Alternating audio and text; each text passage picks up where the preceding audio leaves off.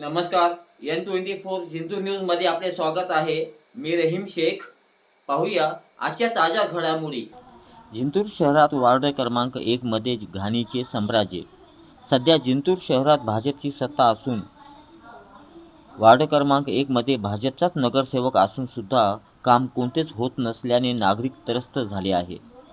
नाल्या तुंबल्या, नालीवरचे ढापे तुटून बरेच महिने झाले तरी नगर परिषदेने याकडे दुर्लक्ष केल्याचे चिन्ह समोर दिसत आहे. नगर परिषदेतील कर्मचारी वार्ड क्रमांक 1 मधील नागरिकांनी सांगून सुद्धा काम होत नाही असे नागरिकांचे म्हणणे आहे. 15 दिवसापासून खांब्यावरील पतदिवे सुद्धा बंद आहे, ते पण बसवण्यात आले नाही. वार्ड क्रमांक 1 मधील बराच भाग अंधारात आहे. याकडे नगर परिषदेने आवर्जून लक्ष द्यावे अशी मागणी वार्ड क्रमांक 1 मधील नागरिक करत आहेत.